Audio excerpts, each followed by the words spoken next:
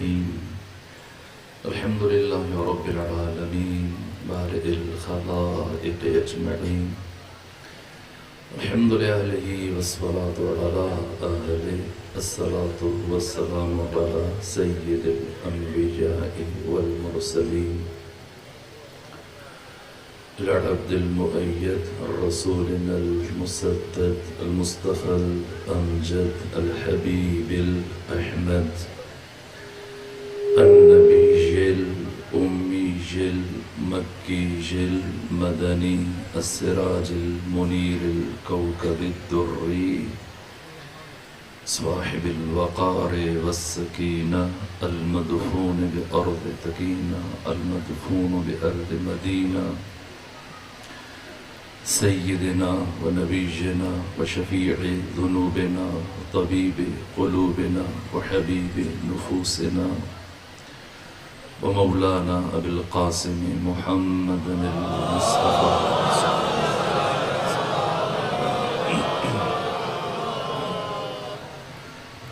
وأهل بيته الأطيبين الأطهرين الأنجبين المعصومين المظلومين ورحمة الله على أحبابهم وأصحابهم وشيعتهم ومحبيهم ومواليهم أجمعين ولعنة الله على أعدائهم ومنكر فضائلهم وغاصب حقوقهم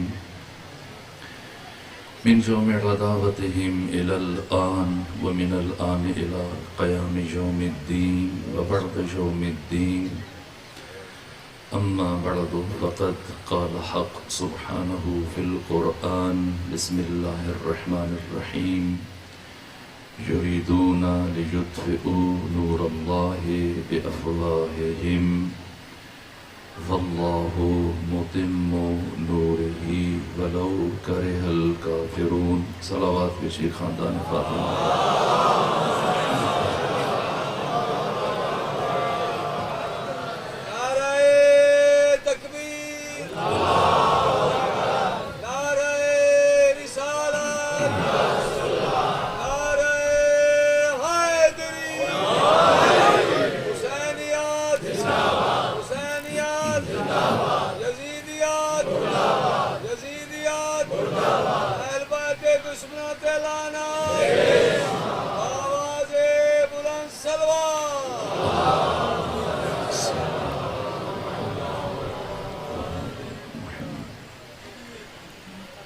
وجود مبارک حضرت امام حسن مجتبی علیہ آلاف التحیت و ثنا کی زندگی، آپ کی حیات طیبہ اور آپ کی سیرت مطہرہ کے کچھ نقوش اور کچھ پہلو کل میں نے آپ کی خدمت میں عرض کیے۔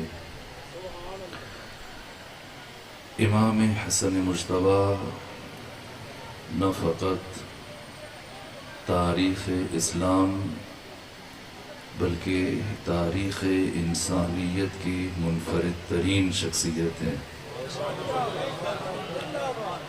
امام حسن مجتبی تاریخ بشریت کی غیر معمولی اور آفاقی شخصیت ہیں،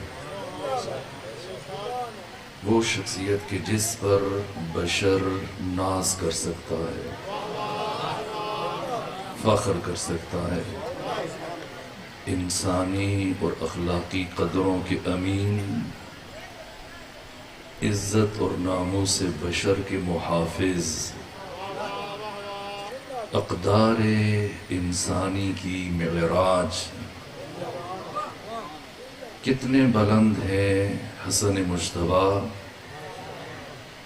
اگر دنیا کے دانشور، اسکالر، عالم، فلسفی، سیرت نگار، تاریخ نویس قامت حسن مجتبی کی بلندی کا ادراک کرنا چاہیں تو ان کی ٹوپیاں اور ان کے عمامے زمین کے اوپر گرنا شروع ہو جائیں گے، لیکن کبھی بھی اوج عروج معراج اور رفعت حسن مجتبیٰ کا ادراک نہیں کر سکتے۔ حضرت کا علم، حضرت کی معرفت، حضرت کی بصیرت، حضرت کی شجاعت، حضرت کا صبر، حضرت کا استقلال، حضرت کا طرز حکومت، اور سب سے بڑھ کر جس انداز سے یوسف زہرا نے باطل اور طاغوت کے چہرے سے نقاب کو ہٹایا ہے، یہ کام خاص ہے ذات حسن مجتبیٰ کے، آپ کی شخصیت کے ساتھ خاص ہے۔ یہ کربلا کہ ساری دنیا جس کربلا اور عاشورہ کی عاشق ہے، اور بادی النظر میں، پہلی نگاہ میں، سطحی دید میں جب انسان دیکھتا ہے تو وہ یہ سمجھنے لگتا ہے کہ کربلا کا آغاز حسین ابن علی سے ہوا اور اختتام ثانی زہرا پہ ہوا۔ لیکن جب انسان بباطن دقت سے اور گہرائی سے تاریخ اسلامی کا مطالعہ کرتا ہے تو وہ یہ دیکھتا ہے کہ کربلا اور عاشورہ حسینی بعد میں، پہلے حسنی ہے۔ اگر امام حسن مجتبیٰ علیہ آلاف التحیت والثناء نے کربلا کی تمہید نہ رکھی ہوتی، کربلا کی بنیاد نہ رکھی ہوتی، کربلا کی اساس نہ رکھی ہوتی، تو سید الشہداء کبھی بھی اپنے حصے کا معرکہ انجام نہ دے سکتے۔ کربلا کا آغاز حسن مجتبیٰ سے ہوا، آپ کی شخصیت سے ہوا۔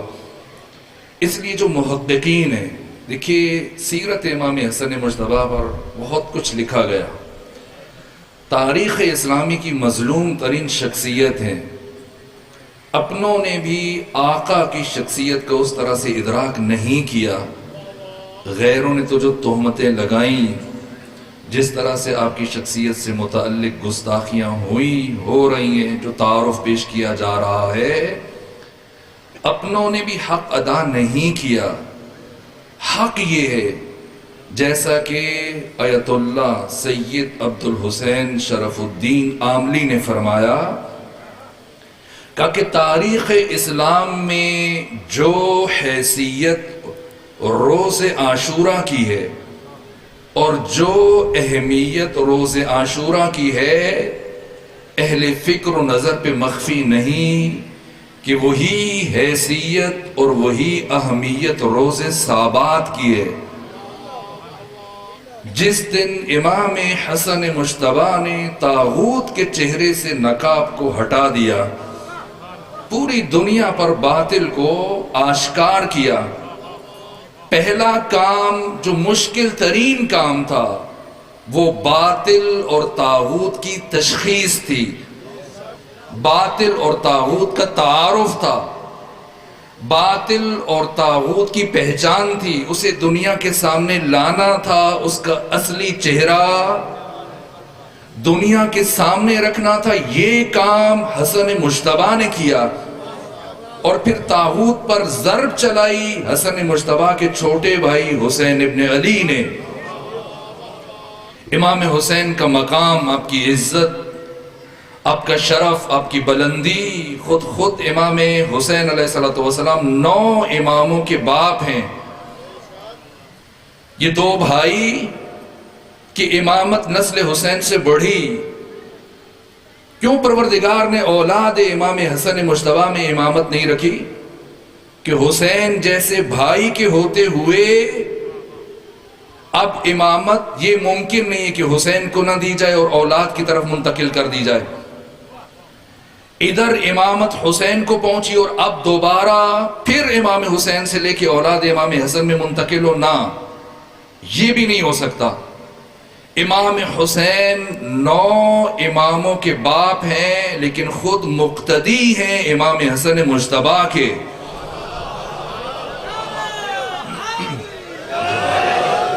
امام حسین امام ہیں لیکن بعد کے اماموں کے لیے، خود امام حسین امام حسن کے مقابلے میں مقتدی کی حیثیت رکھتے ہیں. آپ کے مقتدا، آپ کے رہبر، آپ کے امام حسن مجتبی ہیں. امام حسن مجتبی تاریخ بشر کا عجیب ترین، پاکیزہ ترین، شریف ترین، غیور ترین، شجاع ترین کردار ہے.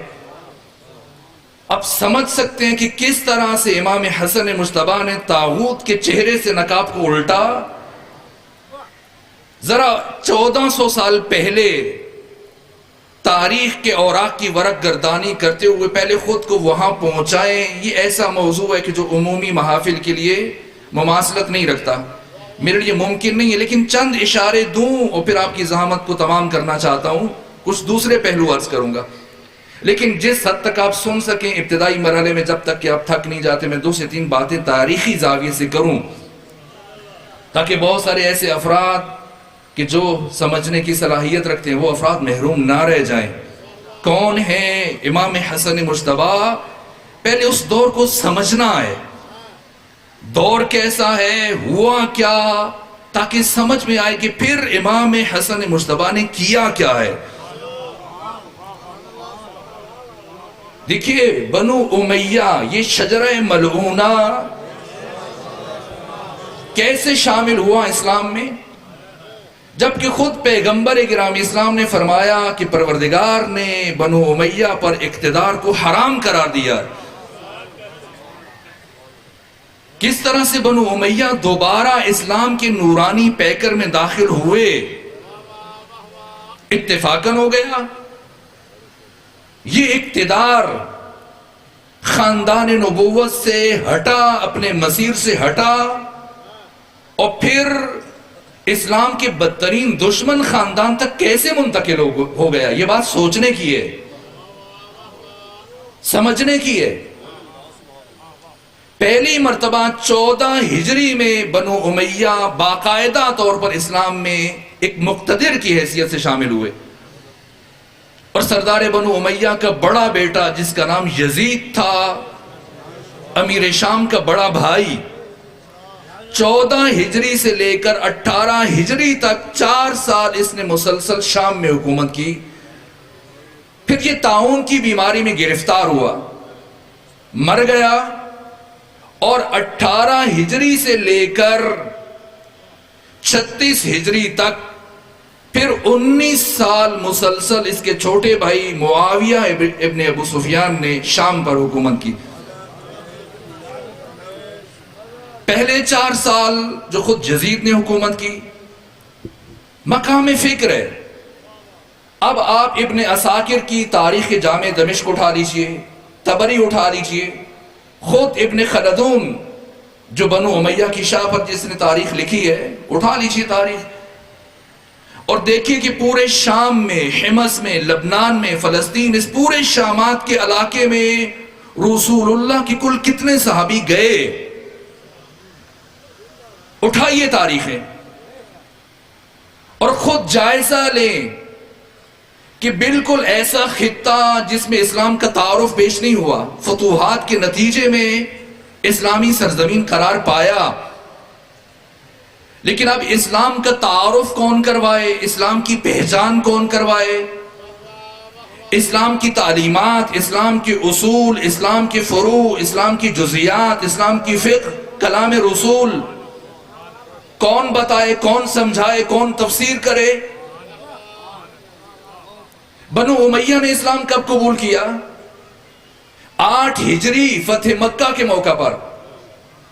تو بنو امیہ کو پیغمبر اکرام اسلام کے ساتھ کتنا وقت گزارنے کا موقع ملا؟ زیادہ سے زیادہ 2 سال. اور پیغمبر نے بھی انہیں مؤلفۃ القلوب قرار دیا ہے، یعنی اصحاب رسول کی صف میں اس طرح سے شامل نہیں ہیں. اب خود دیکھیے جنگ حنین کا مال غنیمت، جتنے بھی اصحاب رسول ہیں جن کی تعداد 1 لاکھ سے زیادہ ہے، صحابہ کرام کے حصے میں کتنے اونٹ آئے؟ تمام تاریخیں اٹھائیے، حوالہ دینے کی اس لیے ضرورت نہیں ہے، اگر کسی ایک تاریخ میں بات ہو تو پھر حوالہ دیا جاتا ہے. جو باتیں تمام تاریخوں میں متفق ہوں پھر حوالے دینے کی ضرورت نہیں رہتی. ہر صحابی کو جو جنگ حنین میں شریک ہوا کتنے اونٹ ملے؟ 4. لیکن بنو امیہ کے یہ افراد، خود ابو سفیان کے تمام بیٹے، سب کو پیغمبر نے کتنے کتنے اونٹ دیے؟ 100 اونٹ ایک فرد کو دیے. صحابہ پریشان ہو گئے، یا رسول اللہ جنگ تو ہم نے لڑی ہے، یہ تو تماشا دیکھتے رہے، پھر ہمیں 4 اونٹ دیے جا رہے ہیں، اور انہیں 100 اونٹ ایک فرد کو، باپ کو بھی، بیٹوں کو بھی، باقی افراد کو بھی. فرمایا کیا تم راضی نہیں ہو کہ تمہارے پاس اللہ اور اس کا رسول ہے؟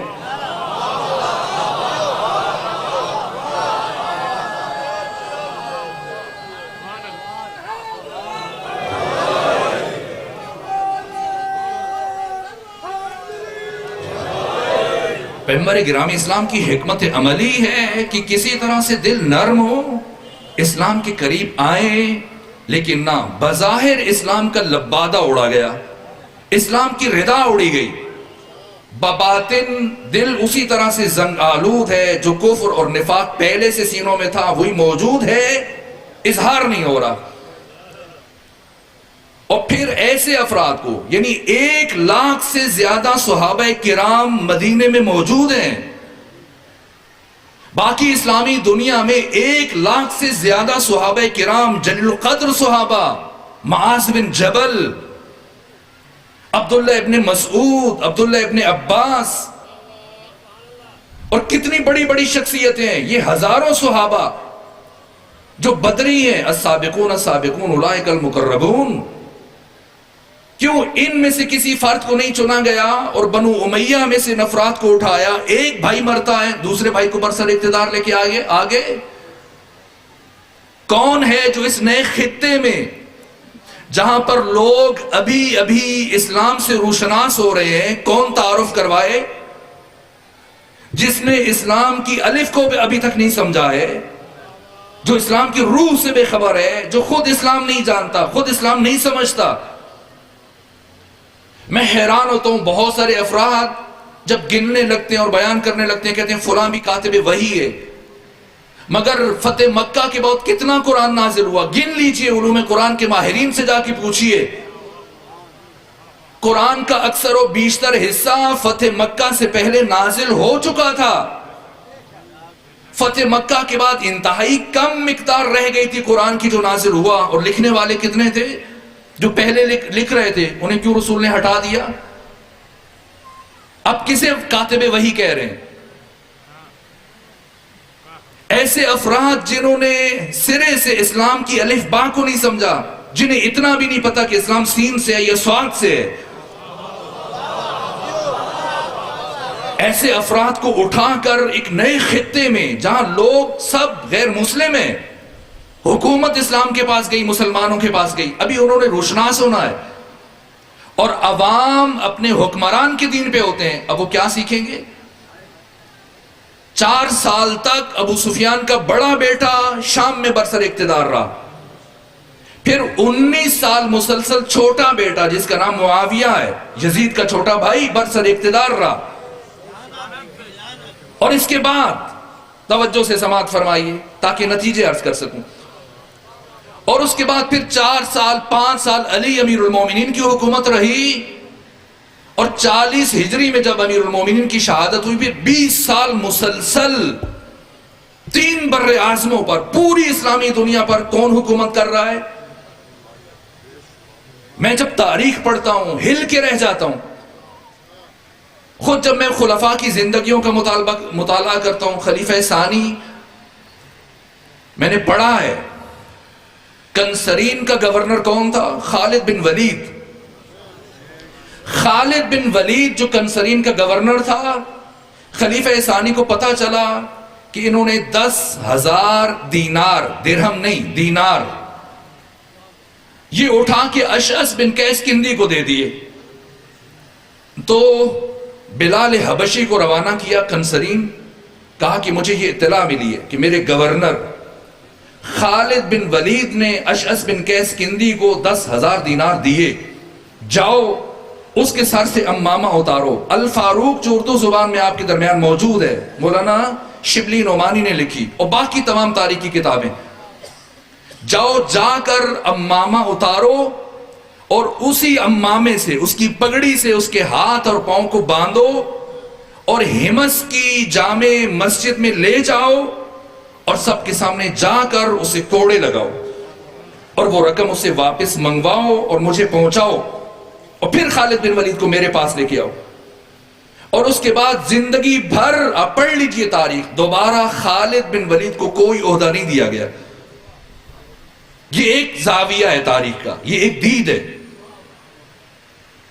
دوسری طرف آپ دیکھیے بحرین کے گورنر ابو ہریرہ، خلیفہ ثانی کو اطلاع ملی کہ ابو ہریرہ نے کچھ گھوڑے خرید لیے، قیمتی ان کے پاس مویشی ہیں اور اچھا گھر بنا لیا، فوراً سے خط لکھا کہ جیسے ہی ممکن ہو میرا خط ملے سب کچھ چھوڑ کے میرے پاس مدینہ پہنچو، اور بھرے دربار میں پوچھا بتاؤ یہ سب کہاں سے لیا؟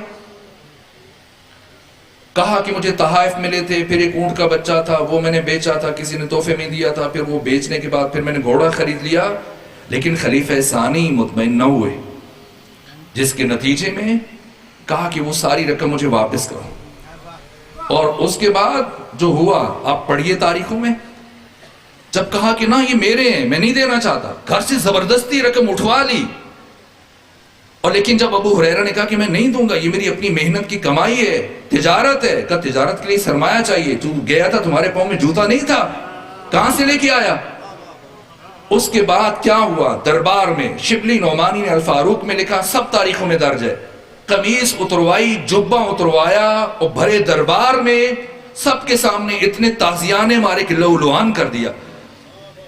خود ٹھیک کیا، عدالت کا تقاضا ہے، اگر تندی آ گئی ٹھیک ہے، اگر کوئی بیت المال میں تصرف کرے، لیکن ابو ہریرہ کے ساتھ ہم دیکھتے ہیں، خالد بن ولید کے ساتھ دیکھتے ہیں یہ رویہ ہے۔ لیکن دوسری طرف جب ہم جاتے ہیں شام کی طرف، بنو امیہ کی طرف، پہلی بات کہ بزرگ اصحاب رسول کو چھوڑ کر بنو امیہ کو اقتدار میں شریک کرنا اور ایک نیا خطہ، ایسی سرزمین جہاں کے رہنے والے سرے سے اسلام سے بے خبر ہیں اور حاکم کو دیکھ کر دین کی طرف بڑھیں گے اور خود حاکم کو اسلام کے الف با کا نہیں پتا، ایسے افراد کے سپرد اقتدار کر دیا جانا، اور پھر مسلسل پیہم، یہاں تک ایک مرتبہ جب امیر شام کے ساتھ ملاقات ہوئی تو خلیفہ نے کہا کہ میں آپ کو امر و نہی سے بالاتر سمجھتا ہوں، اگر ابو ہریرہ کو تازیانے مارے جا سکتے ہیں، خالد بن ولید کو ابو موسیٰ اشعری سے باز پرس کی جا سکتی ہے، تو آخر کیوں؟ یہ وہ سوالات ہیں جہاں پر تاریخ کا طالب علم آ کر پریشان ہو جاتا ہے۔ 23 ہجری تک صرف شام کی حکومت تھی، لیکن 23 ہجری کے بعد جب اقتدار بنو امیہ کے پاس آیا اور جناب عثمان بن عفان خلیفہ ہوئے، پوری پٹی، فلسطین، حمص، لبنان، کنسرین، یہ سارا خطہ ایک فرد کے سپرد کر دیا جاتا ہے، اور 12.5 سال مسلسل یہ حکومت رہی علی امیر المومنین کی خلافت کے آغاز تک، لیکن حضرت کے کہنے پہ بھی دستبردار نہیں ہوئے، اور حضرت کی شہادت کے بعد پھر جیسی خلافت منتقل ہوتی ہے حضرت امام حسن مجتبیٰ کے پاس، اب ذرا سی آپ صورتحال سمجھ لیجئے کہ اسلامی سرزمین 40 ہجری تک کیا ہوا، اور 40 ہجری سے لے کے 60 ہجری تک آغاز شہادت علی سے لے کر شہادت حسین تک، ان 20 سالوں میں اگر آپ یہ تاریخ نہیں پڑھیں گے، نہیں مطالعہ کریں گے، ہرگز ہم صلح امام حسن کی روح کو نہیں سمجھ سکتے۔ کیا ہوا میرے عزیزوں؟ جیسے ہی پیغمبر کی رحلت ہوئی، نقل حدیث پر پابندی لگ گئی، آپ حدیث رسول بیان نہیں کر سکتے، تمام تاریخیں اٹھائیے، میں بار بار عرض کر رہا ہوں، اگر کسی ایک تاریخ کی بات ہوتی تو میں حوالہ عرض کرتا، کوئی بھی تاریخ اٹھائیں سب نے لکھا ہے، نقل حدیث پہ پابندی ہے، یہاں تک کہ وہ صحابہ کرام جن کے دلوں میں، حافظوں میں، ذہنوں میں احادیث کی بڑی مقدار موجود تھی، ان کو مدینے میں پابند کر دیا گیا کہ اب باہر نہیں جا سکتے۔ لیکن یہ سلسلہ رہا، اور جیسی اقتدار بنو امیہ تک آیا، اس سے بڑا خطرناک کام شروع ہوا۔ اس سے پہلے یہی کہا گیا کہ ہمارے لیے قرآن کافی ہے، حدیث کی وجہ سے مسائل پیدا ہوتے ہیں، اختلافات پیدا ہوتے ہیں، نقل حدیث پر پابندی لگ گئی، اور احادیث کے جتنے بڑے بڑے مجموعے تھے جو صحابہ کرام نے لکھ رکھے تھے ان کو جلا دیا گیا. لیکن جب اقتدار بنو امیہ کے پاس پہنچا تو اب اس سے بھی بڑھ کر ایسے افراد کو منتخب کیا گیا جو عقیدے کے اعتبار سے یہودی ہیں، کعب الاحبار جیسے افراد، اور ان کو بیت المال سے بھاری رقوم دی گئی اور یہ ذمہ داری سونپی گئی کہ اب تم نئی حدیثیں گھڑو. وہ باتیں جو آج ہماری حدیثوں کی کتابوں سے اٹھا کر سلمان رشدی جیسے اور باقی جیسے افراد جنہوں نے اسلام کے خلاف، پیغمبر اکرام اسلام کی توہین کے خلاف کتابیں لکھی، یہ مواد کہاں سے آیا؟ وہ احادیث جو پیغمبر سے منسوب ہیں، کس طرح سے میں انہیں حدیث کہنا پیغمبر کی توہین سمجھتا ہوں، ایسی شرمناک باتیں کہ جو میں منبر سے بیان نہیں کر سکتا، یہ کب آئیں اسلام میں؟ آغاز کہاں سے ہوا؟ اور پھر ایسی ایسی احادیث پیغمبر کے ساتھ ایسی ایسی باتیں منسوب کی گئیں جن سے لگے کہ بہت ہی ایک عام سطح کے انسان ہیں، تاکہ اپنا معیار پیغمبر کے ساتھ برابر کیا جا سکے، اور کسی باشعور ذہن میں یہ سوال نہ اٹھے کہ پیغمبر جو اس مقام کے حامل تھے، اس فضیلت و شرف و عزت و عظمت اور کردار کے حامل تھے، ان کے منبر پر بیٹھنے والا اتنا پست فرد. اس لیے اب احادیث سازی کی ایسی فیکٹریاں لگائی گئیں تاکہ گھڑی جائیں باتیں، اور رسول کو ایسا فرد دکھایا گیا جو انہی کے جیسا ہے. ان حالات میں جہاں پر ایک طرف پیغمبر کی سنت، آپ کی سیرت اور آپ کی حدیث، قرآن جسم ہے اور قرآن کی روح سنت رسول اللہ ہے، حدیث رسول ہے، اور جب احادیث رسول اور سنت رسول کے ساتھ اور کردار رسول کے ساتھ یہ ظلم ہوا، ایک طرف اسلام کی پہلی بڑی شخصیت کے ساتھ یہ ظلم ہو رہا ہے، اور اسلام کی دوسری بڑی شخصیت علی ابن ابی طالب علیہ السلام، آپ پر کیا ظلم ہو رہا ہے؟ برملا لعن ہو رہا ہے. جمعے کے خطبوں میں، شام کے ہر منبر پر، ہر قریہ میں، ہر بستی میں جہاں بھی مسجد ہے، خطیب پر واجب ہے کہ وہ علی ابن ابی طالب علیہ السلام کی شان میں گستاخی کرے، گالیاں دے، لعن کرے. ان حالات میں اب بتائیں امام حسن مجتبیٰ کی امامت کا آغاز ہو رہا ہے.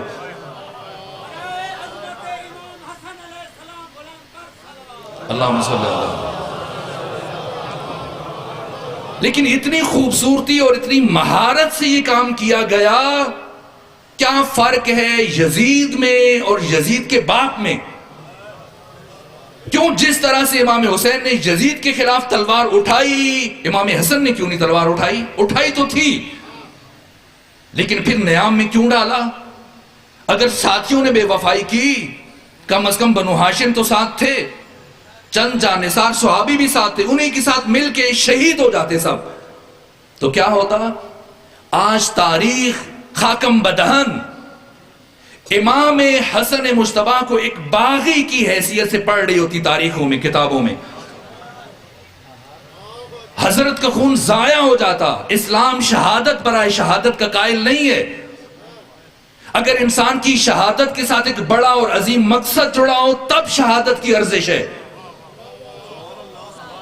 اور اگر وہی ہدف انسان کی سلو کے ساتھ، جب اس کے سکوت کے ساتھ جڑ جائے، پھر سکوت اور سلو مقدم ہے. کیا کیا امام حسن مجتبیٰ نے سلو کر کے؟ کیا فرق ہے یزید میں اور کیا فرق ہے امیر شام کے درمیان؟ یزید نے اپنا کفر تشت ازبام کیا، اظہار کیا، اپنا کردار کھول کے رکھ دیا.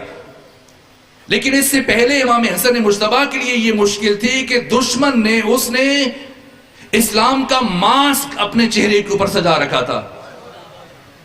روح بنو امیہ وہی ہے، لیکن چہرے پر اسلام کا ماسک ہے، ظاہری اعمال اسلامی ہیں. اب اگر امام حسن مجتبیٰ بڑھیں، تلوار اٹھائیں، اگرچہ کہ تلوار اٹھانے کا نتیجہ بھی شکست ہے، اور جو قیمتی ترین جانیں بچ چکی ہیں، چند ایک اصحاب رسول، اصحاب امیر المومنین، بنو ہاشم کی کچھ افراد، تو وہ افراد ضائع ہو جاتے ہیں، قتل ہو جائیں. اور شہادت کے بعد اگر کوئی بڑا مقصد حاصل نہ ہو تو پھر شہادت برائے شہادت کی ارزش نہیں ہے. اس مرحلے میں آپ بتائیے، جب آپ کا چچا زاد بھائی عبید اللہ ابن عباس، کیوں عبید اللہ ابن عباس کو گورنر بنایا، اپنی فوج کا سپہ سالار بنایا امام حسن مجتبیٰ نے؟ اس لیے کہ امیر شام کے ایک علمبردار نے، ایک سپہ سالار بسر ابن ارطاط نے اس کے دو چھوٹے چھوٹے بہت خوبصورت بیٹوں کو قتل کر کے ان کے سر تن سے جدا کر دیے، ان کی جسموں کو آگ لگا دی تھی۔ اس لیے امام حسن نے عبید اللہ ابن عباس کو اپنی فوج کا علمبردار بنایا تاکہ کم سے کم یہ کبھی امیر شام کے ساتھ مصالحت نہیں کرے گا۔ لیکن کیا کیا امیر شام نے؟ مخفی طور پر خطوط لکھے، گفتگو کی، مذاکرات کیے، رات کی تاریکیوں میں اپنے بندے بھیج کے اور وعدہ دیا کہ حسن کے ساتھ تمہیں رہ کے کیا ملے گا، تمہارے سپاہی تو خود میرے ساتھ سب مل چکے ہیں، افسر مل چکے ہیں، اور تمہیں بھی ان قریب اگر میں کہوں تو قتل کر کے تمہارا کٹا ہوا سر میرے سامنے پیش کریں گے۔ ایسی گفتگو کی اور پھر لالچ دی کہ اگر میری حکومت میں آ جاؤ گے میں تمہیں حکومت بھی دوں گا، اور 10 لاکھ درہم دینے کا وعدہ کیا۔ 5 لاکھ وہیں مقام صابات میں پیش کیے، کہا باقی 5 لاکھ جب تم حسن کو چھوڑ کر کوفے چلے جاؤ گے تب تمہیں دیے جائیں گے۔ اب آپ بتائیے، وہ حسن مجتبیٰ جن کا سپہ سالار فوج کو چھوڑ کے چلا جائے، اور فوج کی کیفیت کیا ہے؟ 4 عناصر پر مشتمل ہے امام حسن مجتبیٰ کی فوج۔ یہ آپ کی عمدہ سماعت ہے، واقعاً عمومی مجالس میں ایسی گفتگو کرنا ممکن نہیں ہے، اور میں متردد تھا کہ میں یہ گفتگو شروع کروں یا شروع نہ کروں، اور کچھ عام مطالب حضرت کی شخصیت کی بیان کر کے چلے جاؤں، لیکن میں آپ کی حسن سماعت کی داد دیتا ہوں۔ پروردگار آپ کی ان بہترین سماعتوں کو سلامت رکھے، پروردگار آپ کو عاشقان حسن مجتبیٰ میں سے قرار دے، پروردگار وجود مبارک امام حسن مجتبیٰ کے وسیلے سے آپ کی تمام پریشانی اور مشکلات کو آسان فرمائے۔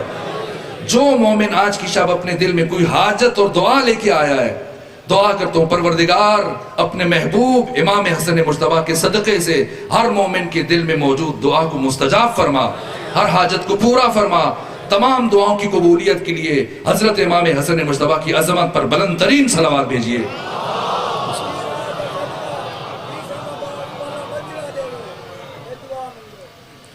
جو مومن بے اولاد ہیں پروردگار انہیں اولاد عطا فرمائے۔ اب آپ بتائیے، ان حالات میں خود اپنا گورنر غداری کر رہا ہے، جو عناصر شامل ہیں ان میں سے خوارج ہیں، خوارج کا رئیس شمر ابن ذوالجوشن امیر شام سے مل چکا ہے۔ کیا عجیب و غریب حالات ہیں، اکثر فوج امام کی بک چکی ہے، اور اب خود امام کے سپاہی امیر شام کو خط لکھ رہے ہیں کہ بتاؤ زندہ حالت میں گرفتار کے لے کے آئیں، کر کے لے کے آئیں حسن مجتبیٰ کو، یا قتل کر کے لے کے آئیں۔ مقام صابات میں حضرت نماز پڑھ رہے تھے، مدائن میں، اپنی چھاونی میں، جس جائے نماز پہ کھڑے ہو کے نماز پڑھ رہے تھے فرزند رسول، حالت نماز میں آپ کے نیچے سے جائے نماز کھینچ لی گئی، آپ کی ران مطہر کو زخمی کیا گیا، اور آپ کی ہڈی تک زخم پہنچ گیا جس کے اوپر زہر لگی ہوئی تھی۔ اب بتائیے ان حالات میں جبکہ اپنا گروہ، اپنی فوج بغاوت کر رہی ہے، اگر امام حسن مجتبیٰ قیام فرمائیں، اب امام حسن مجتبیٰ کے پاس 2 راستے بچ جاتے ہیں۔ میں مختصر کر رہا ہوں، چونکہ بہت سارے افراد نے رات دیر تک پڑھنا ہے، مسلسل بیان کرنا ہے، وہ آپ کافی دیر سے بیٹھے ہوئے ہیں، مختصر کروں گا۔ کیا کیا امام حسن مجتبیٰ نے؟ حسن مجتبیٰ، اللہم صلی علی محمد و آل محمد، علی ابن ابی طالب علیہ السلام کی شجاعت کے وارث ہیں۔ سید مہدی بحر العلوم نے فرمایا کہ میرے لیے طے کرنا مشکل ہے کہ علی بڑے شجاع ہیں یا حسین ابن علی بڑے شجاع ہیں، اور میں عرض کرتا ہوں جتنے بڑے علی ابن ابی طالب شجاع ہیں، جتنے بڑے حسین ابن علی شجاع ہیں، اتنے بڑے خود امام حسن مجتبیٰ شجاع ہیں۔ غیر معمولی شجاعت کے حامل ہے امام حسن مجتبیٰ۔ علی ابن ابی طالب کے 18 بیٹوں میں سے ایک بیٹے کا نام محمد حنفیہ ہے۔ محمد حنفیہ ایک مرتبہ جب شام گئے معاویہ کے دربار میں، اور یہ گفتگو شروع ہوئی معاویہ کے ساتھیوں کے ساتھ، خود معاویہ کے ساتھ، کہ اس وقت سب سے بڑا پہلوان کون ہے، پوری اسلامی دنیا میں اس وقت سب سے زیادہ طاقتور شخص کون ہے؟ امیر شام نے کہا کہ شام میں میرے بڑے بڑے پہلوان ہیں، بڑے بڑے بہادر موجود ہیں. تو علی ابن ابی طالب کے بیٹے محمد حنفیہ نے کہا کہ ٹھیک ہے، ان کو بلاؤ اور میں یہاں بیٹھتا ہوں تمہارے دربار میں، اور ان سے کہو کہ میں بیٹھتا ہوں، سب مل کر مجھے اٹھائیں.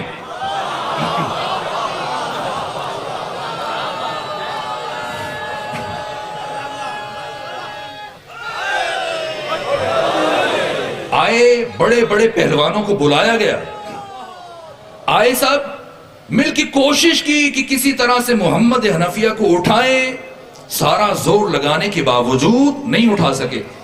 جب تھک گئے پیچھے ہٹے، پھر خود امام جناب محمد حنفیہ کھڑے ہوئے. کہا میں خود کھڑا ہوا، اٹھا تو نہیں سکے، ان سے کہو زور لگائیں اور مجھے زمین پر بٹھا دیں. سب نے کوشش کی لیکن نہیں بٹھا سکے.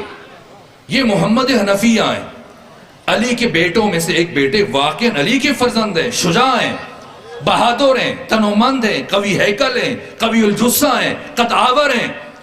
لیکن یہی محمد حنفیہ جو اتنے بہادر اور دلاور اور پہلوان ہیں، جنگ جمل میں علی امیر المومنین نے اونٹ کی طرف اشارہ کیا جس کا نام عسکر تھا، کہ اے حنفیہ جاؤ اور جا کر اس اونٹ کی ٹانگیں کاٹو.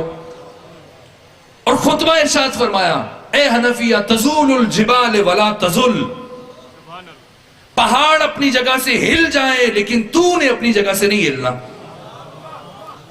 تدفل الارض قدمک، اپنے قدم زمین میں گاڑ لو، اپنے دانتوں کو مضبوطی سے بھیج لو، اپنی کھوپڑی کو عاریتاً خدا کے راستے میں نثار کر دو، اپنی نگاہوں کو دشمن کے آخری فرد پر مرکوز کر دو، اور یہ یقین رکھو کہ فتح و نصرت صرف اور صرف اللہ کی طرف سے ہے.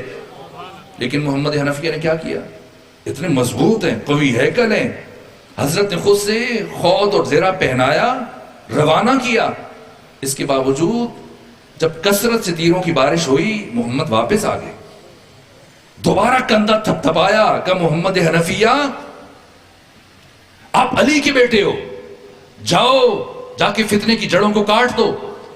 دوبارہ اٹھے، گئے، کوشش کی، زور لگایا، لیکن اتنی کثرت سے تیروں کی بارش ہو رہی تھی کہ محمد حنفیہ مقاومت نہیں دکھا سکے، پلٹ کے آ گئے. جب دیکھا امیر المومنین نے آپ کا بیٹا محمد حنفیہ فتنے کی جڑ قطع نہ کر سکے، پلٹ آئے، کثرت سے تیروں کی بارش کے باعث پلٹ آئے، تو اب امیر المومنین نے زبان سے کچھ نہیں کہا اور نگاہوں سے اپنے فرزند امام حسن مجتبیٰ کی طرف دیکھا. جیسے امیر المومنین نے حسن مجتبیٰ کی طرف دیکھا، آپ نے تلوار لی، گھوڑے پر سوار ہوئے، ایڑ لگائی، اور دیکھتے ہی دیکھتے خود حضرت کے اپنے سپاہی حیران تھے. جس سرعت سے امام حسن مجتبیٰ اپنی فوج کے درمیان سے نکلے اور سامنے والے ابھی تیر اپنی کمانوں میں درست کر رہے تھے کہ چلائیں، لیکن جیسے بجلی چمکتی ہے یوں حسن مجتبیٰ قلب لشکر میں داخل ہوئے اور اتنی مہارت سے تلوار چلائی کہ ایک ہی وار میں عسکر کی چاروں ٹانگیں کاٹ کے زمین پر گرایا.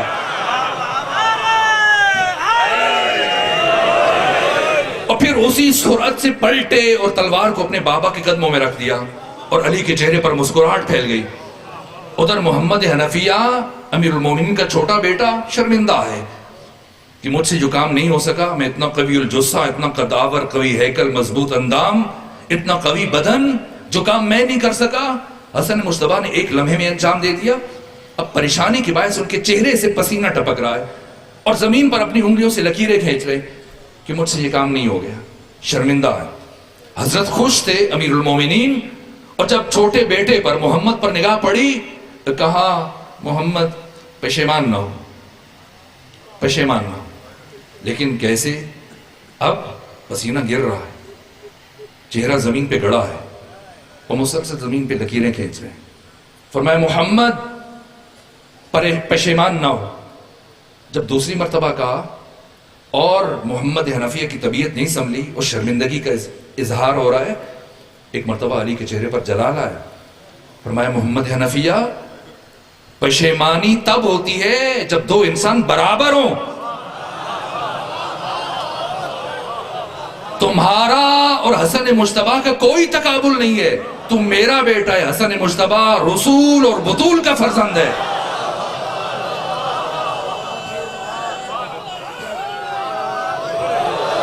حسن مجتبیٰ کائنات کا شجاع ترین انسان کہ سگے بھائی جس حسن مجتبیٰ کی برابری نہ کر سکے، کیا شام کے اوباش ان کے ساتھ ہم تقابل کر سکتے ہیں حسن مجتبیٰ کا؟ کون ہے حسن مجتبیٰ؟ کیا شجاعت ہے، کیا جرأت اظہار ہے، اور کیا معاہدہ کیا امام حسن مجتبیٰ نے. دشمن نے تو سفید کاغذ روانہ کیا کہ جو لکھے قبول ہے. 6 شرطیں لکھی ہیں. پتا تھا کہ دشمن قبول نہیں کرے گا، عمل نہیں کرے گا. پھر کیوں لکھی ہیں؟ اس لیے کہ کربلا کا پہلا کام امام حسن مجتبیٰ نے انجام دینا ہے. طاغوت اور باطل کو روشناس کرانا ہے. جو ماسک پہن رکھا ہے اس کو اتارنا ہے. کیا کام کیا امام حسن مجتبیٰ نے؟ پہلی شرط کیا لکھی کہ ٹھیک ہے حکومت رکھ لو، لیکن جن 6 باتوں کا وعدہ کرو. پہلی بات، وعدہ کرو کہ اب کے بعد احکام خدا اور سنت رسول پر عمل کرو گے. یہ کتنا بڑا تماچا ہے. صاحبان معرفت سمجھ سکتے کہ اب تک تو نے کتاب خدا اور سنت رسول پر عمل نہیں کیا. آج اگر تمہیں حکومت دے رہا ہوں تو اس شرط پر کہ اب کے بعد اس پر عمل کرو گے. اور دوسری شرط کیا رکھی؟ کہا فرمایا کہ وعدہ کرو کہ تم اب کے بعد میرے پدر بزرگوار علی ابن ابی طالب پر ممبروں سے لعن طعن نہیں کرواؤ گے، گالیاں نہیں دلواؤ گے. آج کا جاہل ملا اٹھتا ہے اور ایسے بے وزن نعرے بناتا ہے کہ علی اور فلاں بھائی بھائی.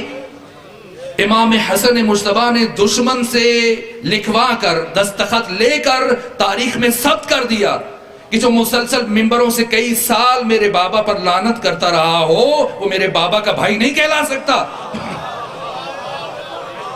کس طرح سے حقیقت کو آشکار کیا، ثبت کر دیا. تاریخ کی ہر تاریخ کی کتاب اٹھائیں، سلوکی شرائط سب کتابوں موجود ہیں. تیسری شرط جس سے کربلا کے لیے ذخیرہ کیا تاکہ میرا بھائی حسین آخری معرکہ لڑ سکیں. کچھ سو افراد ہوں، کچھ ایسے صحابی بچ جائیں، کچھ ایسے مخلص اور باوفا اور باصفا افراد بچ جائیں.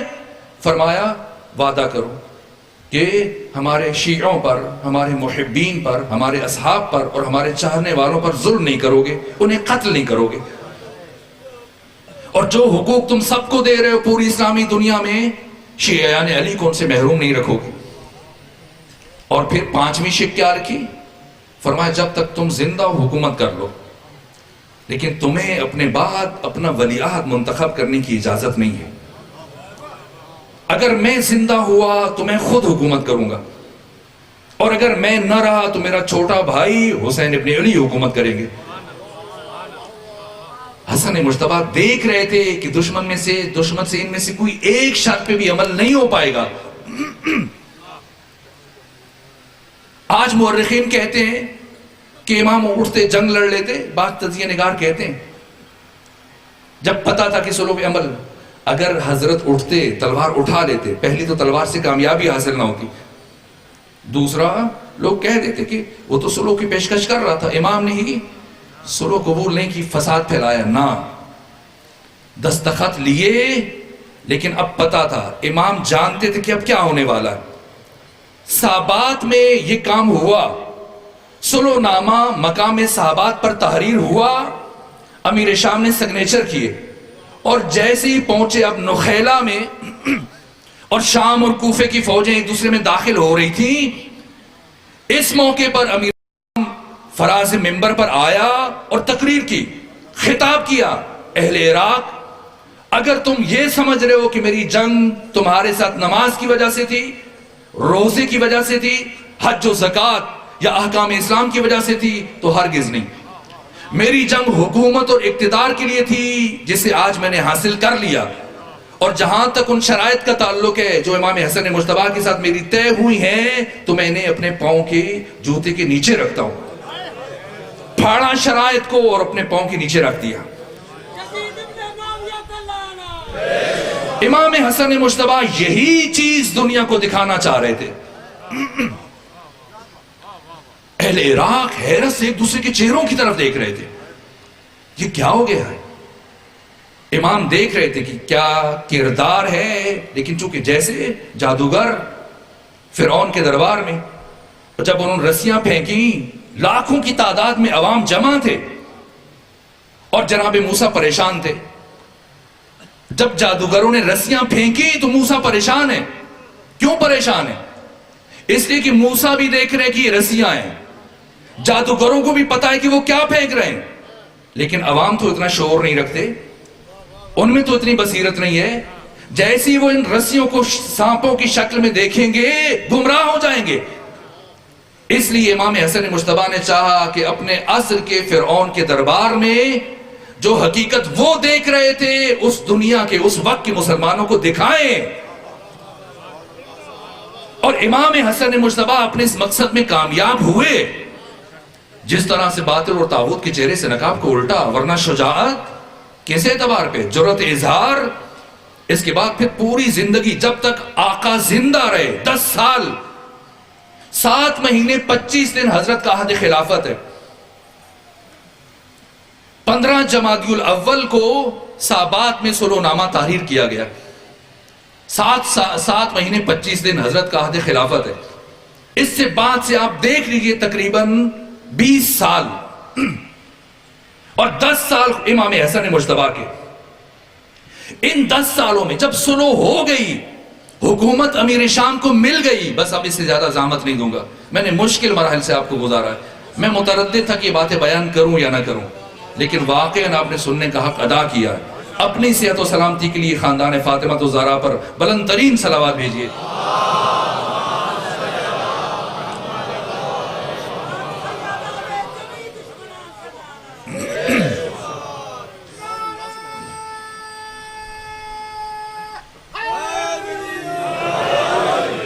میں نے بہت زحمت دی، اللہم صلی علی محمد وآل محمد۔ یہ مشکل مراحل ہیں، یہ تاریخ کے وہ اوراق ہیں جو بیان نہیں کیے جاتے، وہ بیان کرنے کے لیے بھی ہمت چاہیے ہوتی ہے، لیکن جیسے آپ نے ساتھ دیا ہے، میری ضرورت بھی بڑی ہے کہ نا ان مطالب کو تاریخ کے یہ گوشے بھی بیان کیے جا سکتے ہیں۔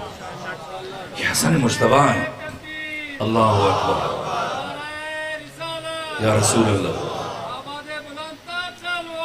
اللہم صلی علی محمد وآل محمد،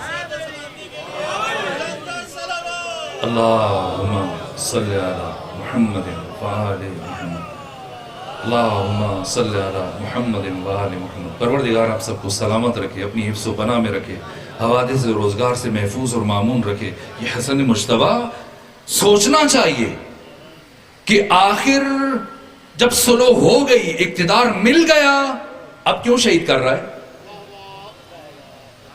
اب کیا مجبوری ہے کہ امام حسن مجتبیٰ کو شہید کرے؟ اس لیے کہ امام حسن مجتبیٰ کا وجود باطل اور طاغوت کو مسلسل بے نقاب کر رہا ہے۔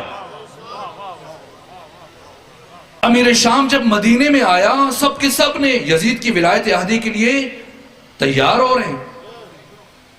بھیجا امام حسن کی طرف بھی بھیجا قاصد کو کہ انہیں بھی بلائیں، اور تجوریوں کے منہ کھلے ہوئے۔ آپ کو پتا ہے کہ خریدنے کے لیے کیا کیا دیا گیا، کتنی بڑی مقدار میں بیت المال کے انبار لگا دیے گئے، درم و دینار کے، کوفیوں کو، بصریوں کو، اہل حجاز، اہل مکہ، اہل مدینہ کو، اہل مصر کو خریدنے کے لیے۔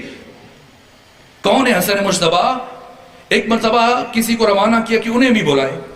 امام حسن مجتبیٰ آئے، لیکن کافی دیر سے واپس پہنچے مسجد نبوی میں، غروب کے قریب کا وقت تھا۔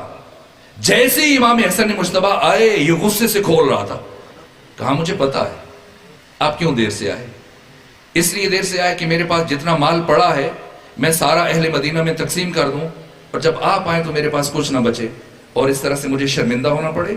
لیکن حسن مجتبیٰ یاد رکھنا، انا ابن ہندن، میں ہند کا بیٹا ہوں، ہند کا بیٹا ہوں، آئندہ سے خیال رکھے گا۔ اور اب امام حسن مجتبیٰ کس جلال و عظمت کے ساتھ امیر شام کے پہلو میں آ کے بیٹھے، جیسے ہی بیٹھے اس نے دوسرا زبان کا وار کیا، کہا حسن مجتبیٰ انا خیر منکا، اے حسن مجتبیٰ میں آپ سے افضل ہوں، بہتر ہوں، آپ مدینے میں محدود ہو کے رہ گئے اور پوری اسلامی دنیا میں اس وقت میری حکومت ہے، میرا اقتدار ہے۔ سنیں کون ہے حسن مجتبیٰ؟ جیسے ہی امیر شام نے کہا کہ اے حسن مجتبیٰ انا خیر منک، میں آپ سے افضل، آپ سے بہتر، ایک مرتبہ امام حسن مجتبیٰ امیر شام کی طرف مڑے اور کہا اے امیر شام، حسن مجتبیٰ بہت مجبور ہے۔ اے امیر شام، حسن مجتبیٰ بہت مجبور ہے کہ وہ ایسا جملہ نہیں کہہ سکتا۔ کیوں؟ اس لیے کہ حسن مجتبیٰ تجھ جیسے شخص کے ساتھ تقابل کرنا اپنی توہین اور بے ادبی سمجھتا ہے۔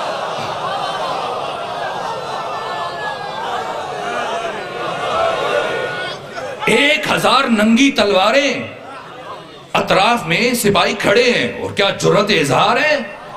فرمایا حسن مجتبیٰ تجھ جیسے ننگے بشریت کے ساتھ اپنا تقابل کرنا اپنی توہین اور بے ادبی سمجھتا ہے۔ اس کے بعد امیر شام نے کہا حسن مجتبیٰ یہ جتنے درہم و دینار کے انبار پڑے ہیں یہ سب اٹھا لیجئے اور لے جائیے، اور آئندہ خیال رکھیے گا کہ میں کون ہوں۔ امام اٹھے، اگرچہ کہ دربار دشمن کا ہے تو مسجد نبوی، لیکن آج دشمن کا دربار بنا ہوا ہے۔ 1000 سپاہی ہیں جن کے ہاتھوں میں ننگی تلواریں ہیں اور اطراف میں پھیلے ہوئے ہیں، اور ایسا ماحول کہ اس کے مصاحب، اس کے گورنر، اس کے قریبی سفیر سب جمع ہیں۔ ایسے عالم میں جبکہ اس کے غلام ہیں، اس کے سپاہی ہیں چاروں طرف، امام حسن مجتبیٰ اٹھے، لیکن اتنے ہر دل عزیز تھے امام حسن مجتبیٰ۔ میں نے سیرت کی کتابوں میں پڑھا ہے، جب بھی حج کے سفر میں حضرت اپنی سواری سے پیدل اترتے تھے، کسی میں جرأت نہیں ہوتی تھی کہ امام کی موجودگی میں وہ گھوڑے پر سوار ہو کے جا سکے۔ یہاں تک کہ رسول اللہ کے بڑے بڑے صحابہ جیسے ہی دیکھتے تھے امام حسن مجتبیٰ پیدل چل رہے ہیں، فوراً سواریوں سے نیچے آ جاتے۔ اتنا عشق تھا اہل مدینہ کے دلوں میں امام حسن مجتبیٰ کے لیے کہ گھر کے سین میں جس کی دیوار نسبتاً کم تھی، ایک حصہ مہمانوں کے لیے رکھا ہوا تھا، جب آ کے بیٹھتے تو اتنے چاہنے والوں کی بھیڑ جمع ہو جاتی کہ گزرنے والوں کی راستہ کو گزرنا مشکل ہو جاتا تھا۔ مجبوراً امام حسن مجتبیٰ اٹھ کے گھر تشریف لے جاتے تھے۔ ہر دل عزیز تھے، جیسی کوئی دیکھتا تھا اس درجہ حسین تھے، اتنی جذاب شخصیت کے مالک تھے کہ انسان ان کی محبت کا اسیر ہو جاتا تھا۔ اب امام اٹھے ہیں، دربار ایک طرح سے دشمن کا ہے، سپاہی، امراء، غلام سب دشمن کے۔ جیسے ہی امام اٹھے، امیر شام کا ایک غلام جلدی سے آگے بڑھا، پہلے امام کا چہرہ بغور دیکھتا رہا، اور جب امام اٹھے تو صورت سے بڑا آگے اور جا کر امام کی جوتیاں سیدھی کرنے لگ گیا۔ اور جیسے ہی اس نے امام کی جوتے سیدھے کیے، امام اپنے پاؤں کو اپنے نالین میں لے کے گئے، اور اس کے بعد اس غلام کی طرف دیکھا اور کہا یہ جو مال پڑا ہے اٹھا لے، یہ تمہاری اجرت ہے۔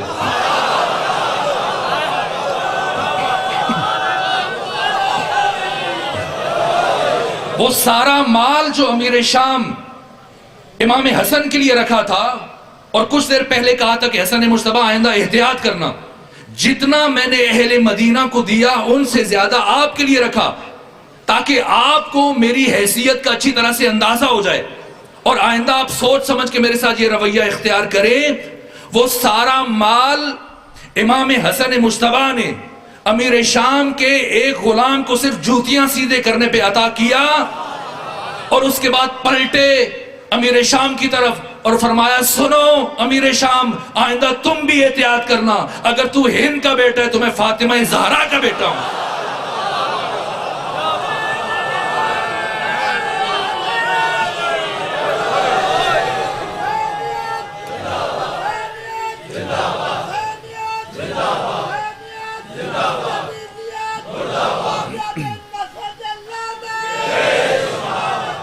یا اللہ یا اللہ، بس آخری جملے عرض کر رہا ہوں۔ آپ کی محبتوں کو دیکھ کے میرا جی چاہتا ہے کہ میں ایک مرحلہ اور طے کروں، اور بس ایک مرحلہ۔ یہ مدینہ ہے، ممکن ہے کوئی کہے کہ حسن مجتبیٰ کا اپنا گھر ہے، بنو ہاشم ساتھ ہیں، آپ کے قریبی عزیز ہیں، آپ کا اپنا گھر ہے، یہاں پر یہ رویہ اگر اختیار کیا نہ۔ حسن مجتبیٰ جب اٹھ کے جا رہے تھے، امیر شام سے کہا امیر شام میں یہ دیکھ رہا ہوں کہ تو میری شرائط کی مسلسل خلاف ورزیاں کر رہا ہے، اور تو چاہتا ہے کہ اپنے بعد اپنے بیٹے یزید کی ولایت احدی کا راستہ ہموار کرے۔ یاد رکھ جب تک حسن مجتبیٰ زندہ ہے تو اپنی اس کوشش میں کبھی کامیاب نہیں ہو پائے گا۔ اور آئندہ احتیاط کرو، اس کام سے اجتناب کرو جس کا انجام سراسر امت مصطفیٰ کی تباہی ہے۔ بہت کچھ کہا، کہہ کے چلے گئے، اور جب پتہ چلا کہ اس کے باوجود امیر شام مختلف علاقوں میں خطوط لکھ رہا ہے، اپنے گورنروں کے ذریعے سے یزید کی ولایت عہدی کا راستہ ہموار کر رہا ہے، ایک مرتبہ امام حسن مجتبیٰ صرف ایک غلام کو ساتھ لیا، نہ غلام ہے، نہ مصاحب ہے، نہ ساتھی ہے، نہ بنو ہاشم میں سے کچھ افراد کو لیا، نہ اکیلے حسن مجتبیٰ۔ بس یہ آخری جملے عرض کر رہا ہوں، ایک غلام ساتھ لیا اور مدینہ سے پہنچے کہاں؟ شام میں پہنچے، اور امیر شام کو اطلاع مل گئی کہ حسن مجتبیٰ آ چکے، اور اب آ کر میرے ساتھ بحث کریں گے، تلخی کریں گے، گفتگو کریں گے، مجھے شرمندہ کرنا چاہیں گے۔ ایک مرتبہ اس نے اپنے تمام مصاحبوں سے، اپنے تمام درباریوں سے پہلے سے کہہ دیا کہ تیاری کر لو، جیسی حسن مجتبیٰ آئے میرے دربار میں اور پہنچے، سفر کا تھکا ہوا ہوگا، جیسی آئے میرے دربار میں تو تم سب حسن مجتبیٰ کے آباء و اجداد کی مذمت شروع کر دینا، بالخصوص علی ابن ابی طالب سے متعلق کہنا کہ حسن تو بہت بیچارہ آدمی ہے، اس کا باپ علی بیچارہ پٹے پرانے کپڑے پہنتا تھا، خاک پہ بیٹھتا تھا، یہودی کے باغ میں ملازمت کرتا تھا، غریبوں کے ساتھ بیٹھ کے کھانا کھاتا تھا، انہی کے بیچ میں بیٹھ کے ان کو باتیں سناتا تھا، فیصلے کرتا تھا۔ ایسی باتیں کرنا، اپنے آباء و اجداد کے کارنامے بیان کرنا، اور حسن مجتبیٰ کے آباء و اجداد بالخصوص علی ابن ابی طالب کے لیے ایسے الفاظ کہنا کہ حسن مجتبیٰ مرعوب ہو جائیں، دب جائیں، اس طرح سے زچ ہو جائیں کہ کچھ کہنے کے لائق نہ رہیں۔ لیکن جیسے ہی دیکھیں، مدینہ نہیں ہے، مکہ نہیں ہے، دشمن کے گھر شام میں پہنچے، اور جیسے ہی گئے، جیسے افراد کو پہلے سے تیار کیا گیا تھا، آئے بیٹھے، نہ دعا، نہ سلام، نہ احوال پرسی، نہ پانی پیش کیا گیا۔ ایک مرتبہ افراد جنہیں پہلے سے معمور کیا گیا تھا، ایک کونے سے ایک بول رہا ہے، حسن مجتبیٰ، پروردگار نے میرے خاندان پر بہت بڑا فضل کیا، اور میرے باپ کی تو اتنی زمینیں تھیں، اتنی جائیداد تھی، اتنے نوکر چاکر تھے، اتنی کنیزیں تھیں، اتنے غلام تھے، لیکن آپ کا باپ تو بہت بیچارہ آدمی تھا، آپ کا باپ تو بہت توحیدست تھا، تنگ دست تھا، مفلوک الحال تھا، غریب تھا، بیچارہ تھا، مزدوری کرتا تھا، خاک پہ بیٹھتا تھا غریبوں کے ساتھ۔ اس نے ختم کیا، دوسرے نے یہی بات کی، دوسرے نے ختم کی، تیسرے نے، چوتھے نے۔ جب سب نے باتیں کی، امیر شام خوش ہو رہا ہے، مسکرا رہا ہے کہ فرزند رسول، فرزند علی، سب کے سامنے توہین ہو رہی ہے، اور اب حسن مجتبیٰ میرے ساتھ بات کرنے کے لائق نہیں بچیں گے۔ ایک مرتبہ جب سب بول چکے اور تمام اہل دربار اپنے اندر کی کثافت کو زبان پر لا چکے، اب لبہائے حسن مجتبیٰ میں جنبش پیدا ہوئی، اور اب رخ کیا امیر شام کی طرف اور فرمایا، اتفتخر ہؤلاء علی بالآباء والاجداد، اے امیر شام، کیا تو ان افراد کے ذریعے سے آباء و اجداد کے اعتبار سے حسن مجتبیٰ پر فخر فروشی کرتا ہے؟ کہو ان سب سے کہ آئیں، پہلے میں تمہارے دربار میں سب کے سامنے اپنے تمام آباء و اجداد، اپنے باپ علی سے لے کر آدم تک، اپنی ماں فاطمہ سے لے کے حوا تک، اپنے تمام اجداد اور اپنی تمام ماؤں کا کردار تمہارے دربار میں سب کے سامنے بیان کرتا ہوں، اور تو ان سے کہے کہ باری باری آ کر اپنی اپنی ماؤں کا کردار حسن مجتبیٰ کے کان میں بیان کریں۔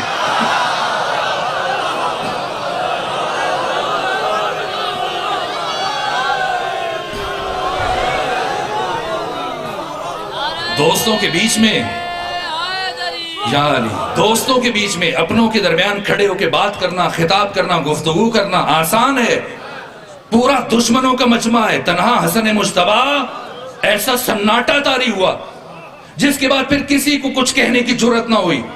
اور اس کے بعد حضرت امام حسن مجتبیٰ ایک مرتبہ دوبارہ اپنی گفتگو کا آغاز کیا، خطبہ شروع کیا، فرمایا، یا اہل الشام، اے اہل شام سنو، حسن مجتبیٰ کون ہے؟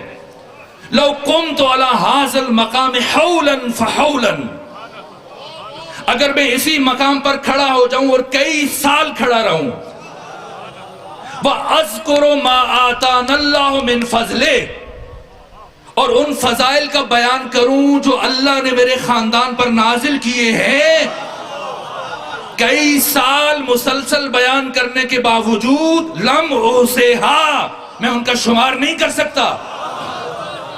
اور پھر اس کے بعد اپنا تصرف بتایا، اپنی ولایت تکوینی کا اظہار کیا. پہچانو کون ہے حسن مجتبیٰ. فرمایا سنو اہل شام، تم شام کی حکومت پر اترا رہے ہو، سنو.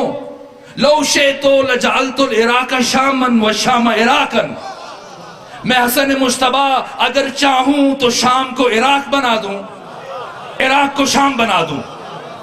والرجل امرأة والامرأة رجلا، مرد کو عورت بنا دوں، عورت کو مرد بنا دوں. کتنا بڑا دعویٰ ہے یا علی، کتنا بڑا جملہ ہے کہ اگر چاہوں تو مرد کو عورت بنا دوں، عورت کو مرد بنا دوں. حضرت جب اپنے خطبے میں اس مرحلے پہ پہنچے، فقام رجل من الحضار، حاضرین میں سے ایک شخص کھڑا ہوا اور کہا یا ابن ابی تراب من یقدر علی ذالک، اے ابو تراب کے بیٹے حسن مجتبیٰ، کس میں اتنی طاقت ہے کہ اتنا بڑا دعویٰ کر سکے؟ حضرت نے عجیب جواب دیا. فنظر الامام الیہ شزرا، امام نے خیرہ نگاہی سے اس کی طرف دیکھا اور کیا عجیب جملہ ارشاد فرمایا، اما تستحیین ان تقضی بین الرجال، تجھے شرم نہیں آتی کہ عورت ہو کے مردوں کے مجمع میں بیٹھ گئی؟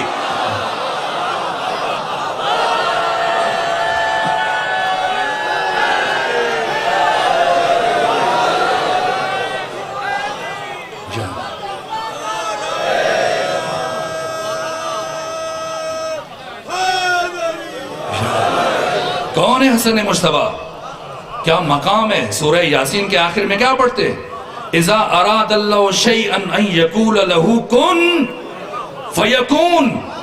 اللہ کون ہے؟ جب وہ کسی شے کا ارادہ کرتا ہے تو کہتا ہے کن، ہو جا، فیکون، تو وہ ہو جاتی ہے. خمینی بت شکر نے اس آیت کی تفسیر میں کیا کہا؟ کہ اللہ کا ارادہ کرنا وہی کہنا ہے، کہنا وہی ہو جانا ہے. اور حسن مجتبیٰ اللہ کے ارادے کا مظہر.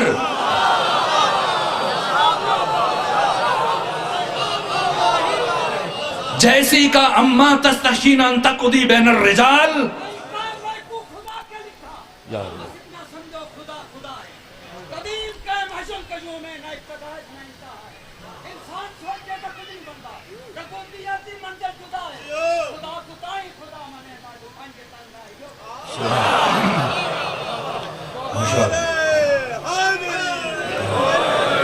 عزت الہیہ کا مظہر، غیرت الہیہ کا مظہر، جمال خدا کا مظہر، مشیت خدا کا مظہر، رضا الہیہ کا مظہر، قدرت خدا کا مظہر حسن مجتبیٰ. جیسی فرمائے اما تستحشین ان تقضی بین الرجال، شرم نہیں آتی؟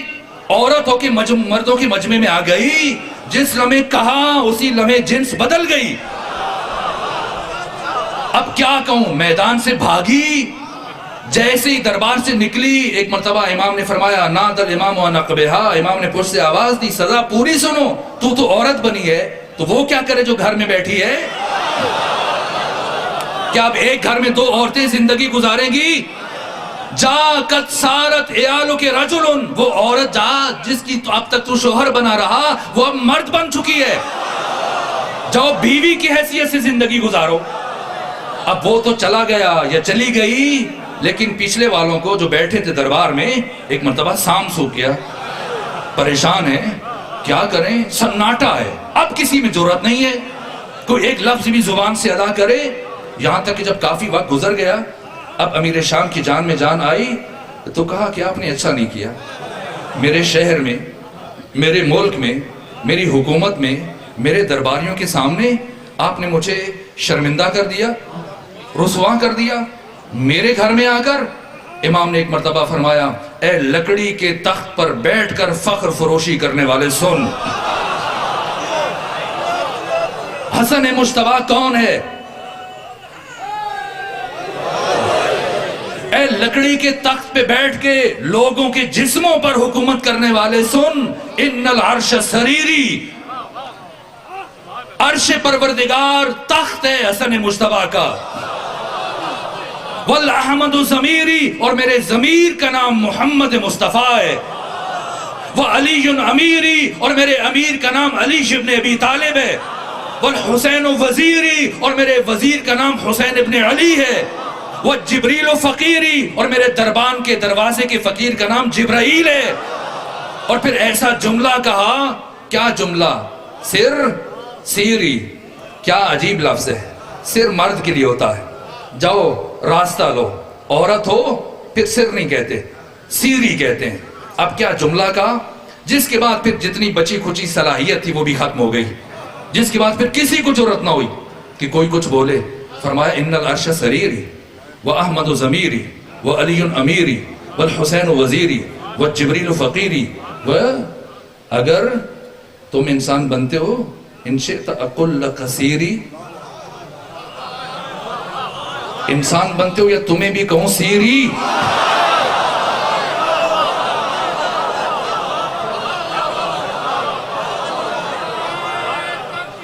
اللہ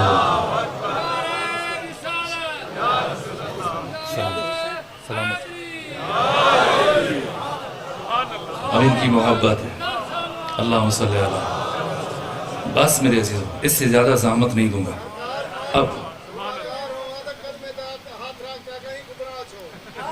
یا اللہ، خوب، اگر ہو گیا ہوتا تو شاید اچھا ہی ہو گیا ہوتا، لیکن بس اب ختم کریں۔ اب امیر شام میں اتنی جرأت نہیں کہ ایک لفظ بھی کہے، لیکن کبھی کبھی پتیلی سالن سے زیادہ گرم ہو جاتی ہے، دیچ کی سالن سے زیادہ گرم ہو جاتی ہے۔ امیر شام تو خاموش ہوا، لیکن مروان بن حکم بول پڑا اور کہا، امیر شام، میں آپ کے ضعف کی داد دیتا ہوں، آپ کی ہمت اور حوصلے کی اور آپ کی برداشت کی داد دیتا ہوں کہ حسن مجتبیٰ کی اتنی بڑی گستاخی کے باوجود آپ خاموش ہیں۔ اگر آپ کی جگہ میں ہوتا تو میں حسن مجتبیٰ کا سر اس کے تن سے جدا کر دیتا۔ جیسی امام حسن مجتبیٰ نے یہ جملہ سنا، اب رخ موڑا مروان بن حکم کی طرف، اور کیا عجیب جملہ کہا۔ کیا فرمایا؟ فرمایا، اے رسول اللہ کے بیٹے کو قتل کی دھمکی دینے والے، تو نے رات اسے قتل کیوں نہ کیا جو تمہارے حرم کے ساتھ تمہارے حجرے میں موجود تھا؟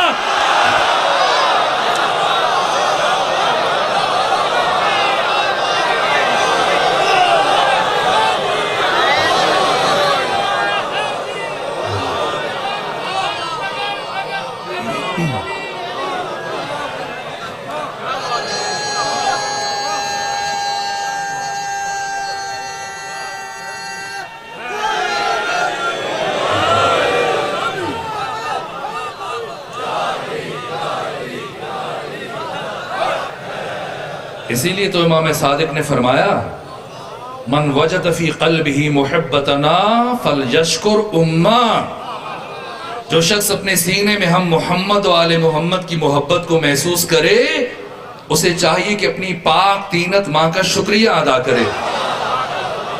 ابو بصیر نے کہا اگر ماں مر جائے تو کیا کرے؟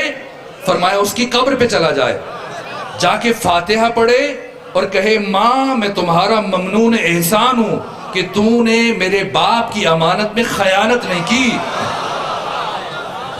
اسی لیے تو پیغمبر نے فرمایا تھا، جنگ خیبر کی فتح کے بعد پیغمبر صحابہ کرام سے فرماتے تھے کہ اپنے بچوں کو لے جا کر وہاں کھڑے ہو جایا کرو جس گلی سے علی گزر رہے ہیں، اور جب علی سامنے آئے تو اپنے بچے سے پوچھا کرو، اتحب ھذا الفتى، اتحب ھذا الفتى، کیا تجھے اس جوان سے محبت ہے؟ اگر بچہ کہے ہاں ہے تو ٹھیک ہے، اور اگر کہے نہیں تو گھر جا کر اس کی ماں کو طلاق دے دو۔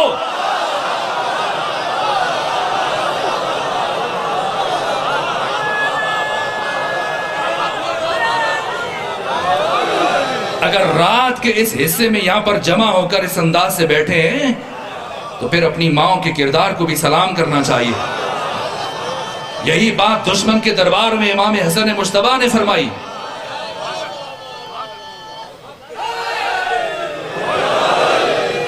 مروان بن حکم نے جیسے یہ گستاخی کی، کیا جواب دیا؟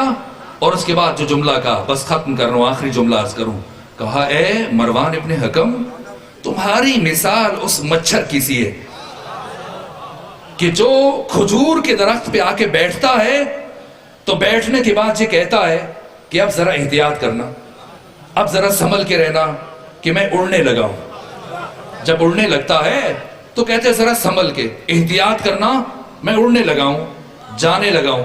تو کھجور کا درخت اس مچھر کو جواب دیتا ہے کہ مجھے تمہارے بیٹھنے کا ہی کب پتہ چلا تھا کہ تمہارے جانے سے مجھے کچھ فرق پڑ جائے گا۔ اے امیر شام، فرزند رسول کے سامنے تمہاری حیثیت ہی کیا ہے کہ تو حسن مجتبیٰ کے ساتھ گفتگو کر سکے، کلام کر سکے؟ بس یہی باتیں تھی میرے عزیزو۔ اس طرح سے دشمن کے گھر میں جا کر جب اس کو بے نقاب کر رہے ہیں، رسوا کر رہے ہیں، اب امیر شام کے پاس اور کوئی راستہ نہیں بچا، اور رسول اللہ کے اس فرزند کے راستے سے ہٹائے۔ بہت وقت گزر گیا، اس لیے چند جملے عرض کروں گا۔ روم سے زہر منگوایا، کیسا زہر ہے؟ اگر اس زہر کا کچھ حصہ ایک بڑے تالاب میں گرا دیا جائے تو اتنی شدت تھی اس زہر میں کہ ساری مچھلیاں چند لمحوں میں تڑپ تڑپ کے مر جائیں۔ اگر کسی جانور کے پاؤں کے ساتھ صرف باندھ دیا جائے، کھلایا نہ جائے، تو وہ بھی چند لمحوں کے بعد تڑپ تڑپ کے مر جائے۔ یہ زہر بھیجا گیا، اور کس کے ذریعے؟ اشعث بن قیس کندی کے ذریعے اسے پہنچایا گیا کہ تم اپنی بیٹی جعدہ بنت اشعث تک پہنچاؤ اور کسی طرح سے حسن مجتبیٰ کے کھانے میں شامل کر دیں۔ دن بھر حالت روزہ میں تھے، کیسا عجیب افطار ہے۔ جعدہ نے کھجور میں بھی زہر ڈال دیا، انگور میں بھی زہر ڈال دیا، شربت میں بھی زہر ڈال دیا، تاکہ فرزند رسول جو بھی اٹھا کے کھائیں حضرت کی رحلت ہو جائے۔ ایک مرتبہ حضرت نے انگور کا دانہ لیا، پھر شربت کا ایک گھونٹ لیا، اتنا شدید زہر تھا، جیسے یہ ہونٹ سے حلق سے گزرا اترا، ایک مرتبہ حضرت کی زبان پہ یہ کلمات جاری ہوئے، انا للہ و انا الیہ راجعون۔ اٹھے جعدہ کے گھر سے، کہاں جا رہے ہیں؟ ام فروہ کے حجرے کی طرف جا رہے ہیں۔ پہنچے، جب ام فروہ نے دیکھا کیا عالم ہے، اب ماما اتر کے گلے میں آ چکا ہے، ہونٹوں پہ خون کے نشان ہیں، چہرے کا رنگ زرد ہے، جسم لڑکھڑا رہا ہے۔ ایک مرتبہ ام فروہ آگے بڑھی، امام حسن مجتبیٰ کو لے جا کے بستر پہ بٹھایا۔ ایک مرتبہ حسن مجتبیٰ فرماتے ہیں، اے ام فروہ جائیے قاسم کو بھیجیے، جا کر میرے بھائیوں کو اور میری بہنوں کو باخبر کر دیں کہ اب حسن مجتبیٰ کے پاس وقت بہت کم ہے۔ ایک مرتبہ قاسم کو چند سال عمر ہے، جو عمر سکینہ کی کربلا میں ہے وہی عمر قاسم کی مدینے میں ہے۔ 3-3.5 سال سے میں بس 2 جملے عرض کروں گا، سکت نہیں ہے کہ تفصیلی مسائل عرض کر سکوں۔ جناب قاسم نے اپنی ماں ام فروہ سے پوچھا، جا کے چچا سے کیا کہوں، جا کے پھوپھیوں سے کیا کہوں؟ ایک مرتبہ ام فروہ نے قاسم کا گریبان چاک کیا، زمین سے مٹی اٹھائی، قاسم کے بالوں میں ڈالی، کب چلے جاؤ، کچھ بتانے کی ضرورت نہیں ہے۔ زینب، ام کلثوم اور حسین اور باقی بھائی جب دیکھیں گے خود ہی سمجھ جائیں گے کیا قیامت آئی ہے۔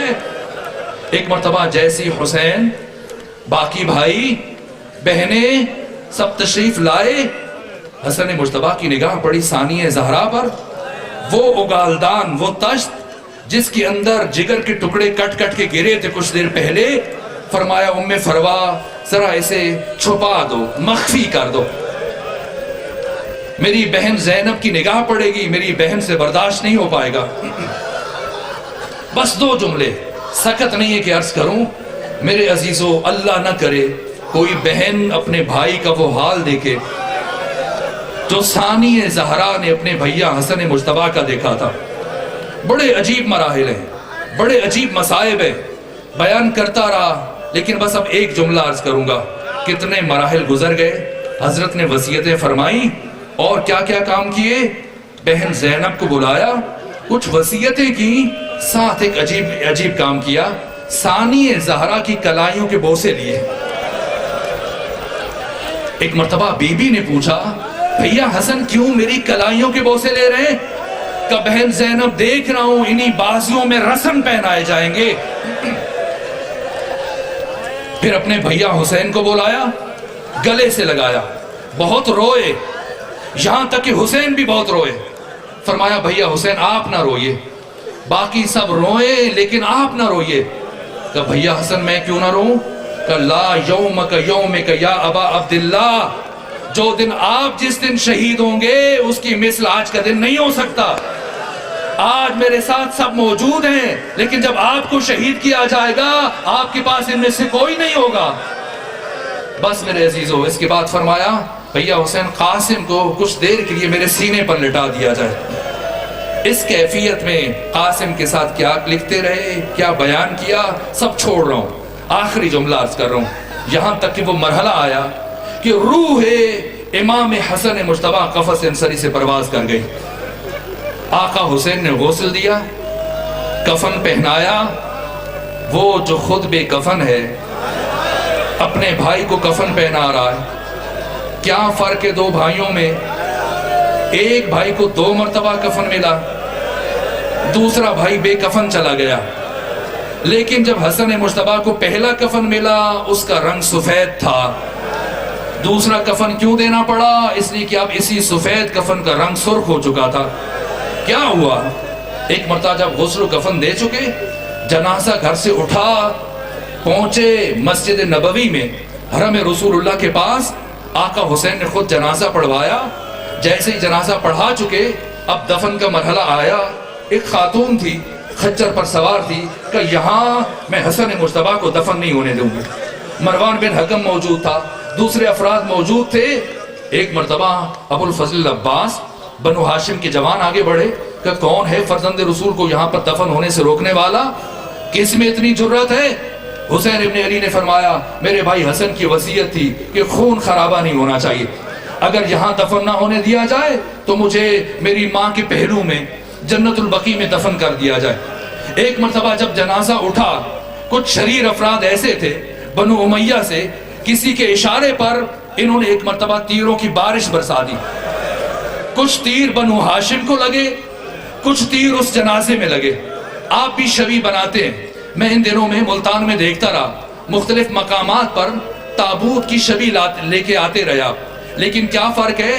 آپ کبھی بھی اس کی شبیہ نہیں بنا سکتے، اس لیے کہ آپ جو بھی تابوت لے کے آتے ہیں اس تابوت کے اندر تیر پیوست ہوتے ہیں، لیکن حسن مجتبی کے جسم اطہر میں تیر پیوست ہوئے تھے۔